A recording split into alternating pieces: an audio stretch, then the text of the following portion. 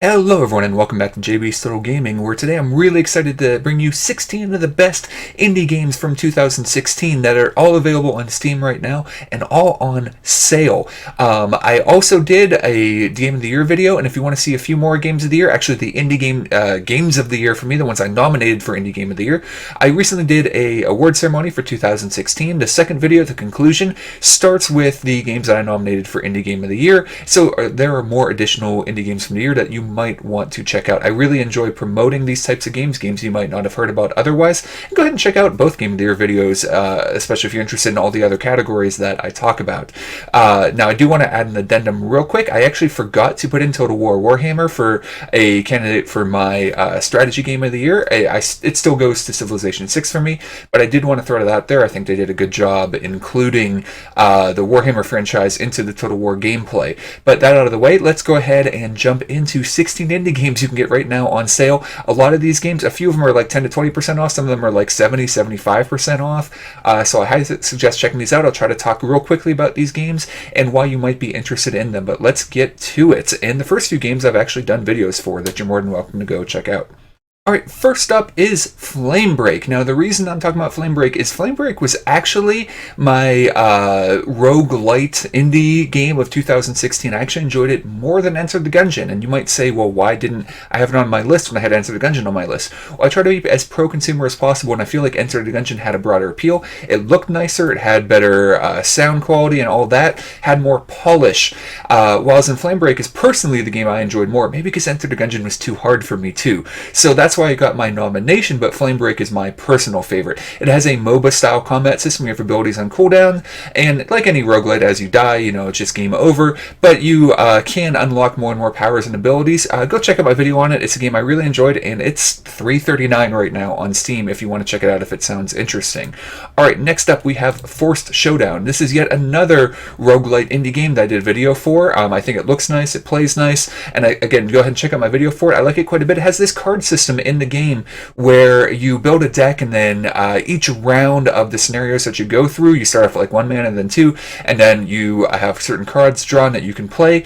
It's a really interesting mechanism that may sound a little bit weird at first and it doesn't play into the game well, but I think it actually plays into the game well. But bear in mind that I'm someone who likes to play collectible card games, so it may not be for everyone, but I think it's a system that actually works pretty well and is on sale for $9.99 right now. Alright, next, Lovers in a Dangerous Space-Time. I haven't done a review of this game, but there is a playthrough. I put up the VOD of my son and I streaming this game, and this is a game I love. It is a fantastic cooperative game, in my opinion, where everybody's trying to control different aspects of this ship flying through. It may have an odd name, but trust me, it's a really fun game. I really enjoy it, and go check out the playthrough video that I've done of it if you're interested in it. It's on sale for $7.50 right now, and just a really good cooperative game, in my opinion. Alright, next up is Reigns, another game I've done a video for. I did a review of the iOS version, but there really are no differences. This game's $1.01 right now. There isn't a lot of gameplay to it. You just swipe left or swipe right in order to make yes or no decisions in order to run your kingdom. You can call it a management game. There are four aspects. You're trying to not get too high or too low, but you don't always know what repercussions your choices are going to have. Why this game is interesting? I'll just say that surprising things happen as you go along with characters, and even though you're playing as a whole legacy of kings, dying and moving on to the next one, there is kind of a progression to it too, and in my opinion, an interesting and entertaining story. It's not for everyone. You have to accept there's not a lot of gameplay, but for a dollar and a penny, if you're interested in what I consider a surprisingly enjoyable game, then I suggest checking out Reigns. You can check out my video for it as well. Next up, we have Offworld Trading Company. This is another game I did a video for, and this is a real-time strategy game. The thing about this real-time strategy, though, is you're not trying to destroy your opponent with armies, you're trying to buy them out. So you're trying to buy low, sell high, you're trying to meet demands where other people don't, produce sort of things that other people aren't producing, send them off to other planets, and there is attacking in the game in the form of sabotage that you can do to your opponents as well. I think it's a really interesting game. If you like real-time strategy games and you like economic games, and I don't know how big that crossover is, but then I can highly suggest this game. It's a game that I enjoy quite a bit. That's Offworld Trading Company. Alright, next up we have Stories Path of Destiny. So this is a game that, again, I did a video for. You can check out. It's a game that you can play through in about an hour or so. It may take a little bit longer when you're starting, a little bit less as your character gets powered up. And you do carry over your abilities from game to game to game. The thing is, you cannot beat it the first time you play it.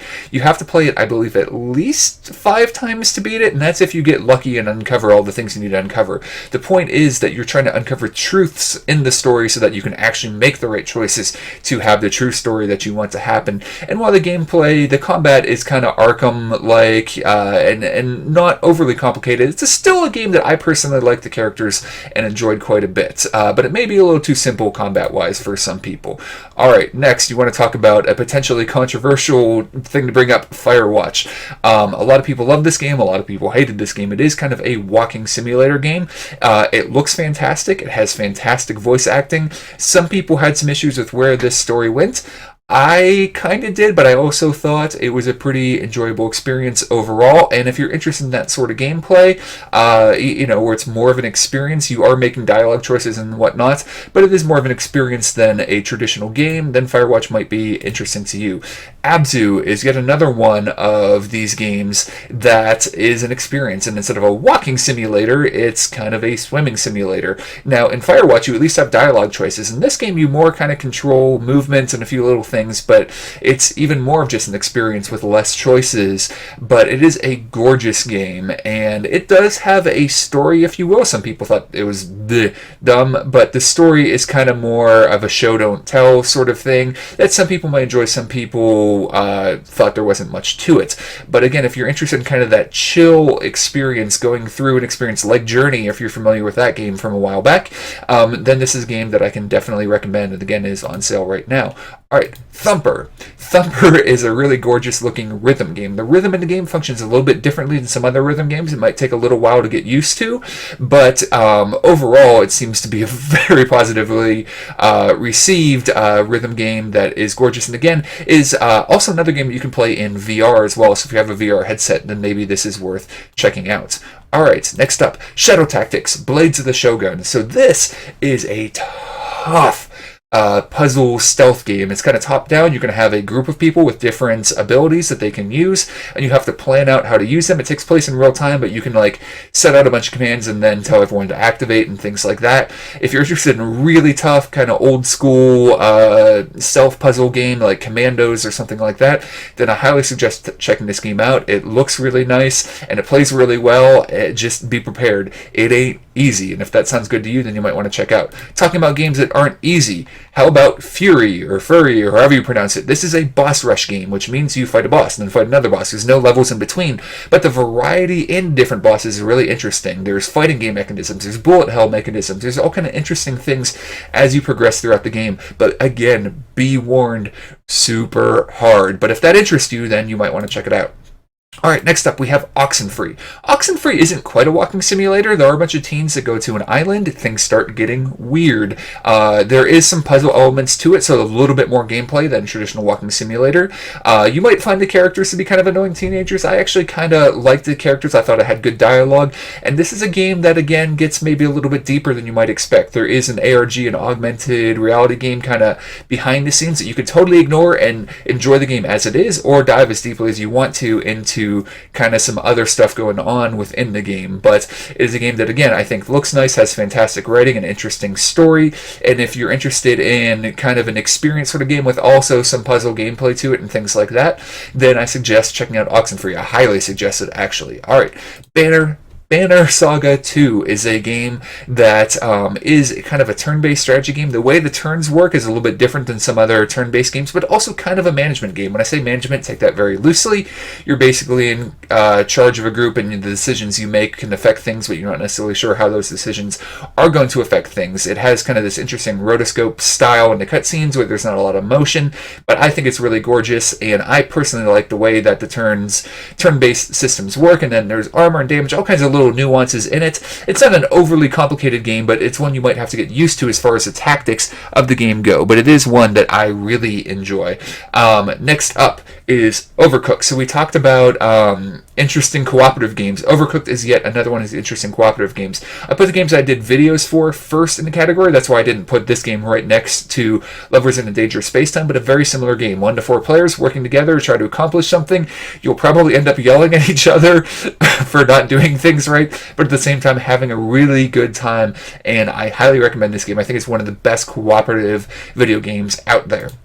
All right, next up we have Origami, yet another difficult stealth game, but this game is kind of more of a first-person game, most reminiscent of Tenchu Stealth Assassins, if you're familiar with that game. So it's a game that plays very similar to that in that you want to stay in the shadows and you want to either go through and just not be seen or possibly kill people depending on how you want to play. You unlock more abilities as you go, but your character kind of is a shadow, if you will, and uses these shadow-type abilities. And if you're interested in that kind of stealth gameplay, and you want to throw back to because there, in my opinion, hasn't been a lot of games that have done what Tenchu Stealth Assassins have done since then, at least not very well, and this is a game that I feel like it does that pretty well, and I can highly recommend it.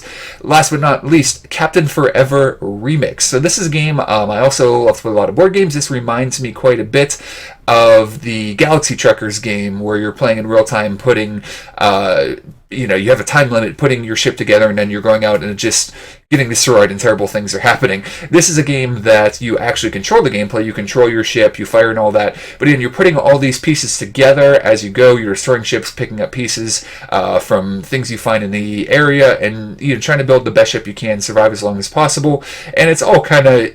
The story is a sister and a brother are, just playing or whatever, and this is all in their imagination, but overall, I think pretty interesting gameplay, and if that interests you, kind of the idea of putting together your ship, and then and as you put it together, as it gets bigger, it gets more unwieldy. You're going to need more engines. You're going to need engines to be able to turn it, different weapon systems, whatever. I mean, you can kind of get an impression of how the gameplay looks just looking at it, and they're destroying a ship and then building onto their ship. It's just kind of a fun, rather silly game that, again, you'll unlock more stuff as you go. So there are all the games that I wanted to mention. They're all on sale right now. I am going to throw a bonus game in there and talk about Rimworld. Rimworld is not on sale right now and is still in early access, so it technically hasn't released in 2016. But again, if you are interested in not only a hard game, but a hard simulation game, and a game where you're controlling resources and trying to build up a base and whatnot, this is a game somewhat similar to Dwarf Fortress, if you've heard of that, kind of a complex management game that's a little bit different. It obviously looks, in my opinion, a little bit nicer, and the way you control your colonists is interesting. You basically set priorities for them. You don't ever tell them directly what to do. You say, if this is going on, make this your priority. If it's not, this is your next priority. And some weird things can happen because of that, because that's part of the charm. And if you are okay with maybe a bunch of people dying in your colony just going badly, but being able to tell a story, again, that emergent gameplay that I talked about in some of the other games in my other video, then this is a game that really offers that in spades. Things aren't necessarily going to go well. Eventually something terrible is probably going to happen, but you should have an interesting story to tell, and you'll get better at the game as you go. So there you go. There's 16 and a half games that are available. Fantastic indie games from this year you might want to check out, all on sale. Again, check out my Game of the Year videos. At the beginning of the second one is where we get into the other indie games that I mentioned of this year, and I really enjoy promoting indie games, and hopefully you guys appreciate hearing about games you might not have heard about otherwise. If you enjoyed the content of the channel, please like, share, subscribe. It really does help the channel. We're trying to grow the channel, and I'm trying to be as consumer friendly as possible by bringing these games to you that you might not have heard about otherwise. So go check out the Steam sale right now, and whichever of these games look interesting to you, go ahead and give it a try. But thanks a lot for watching, and we will talk to you again soon.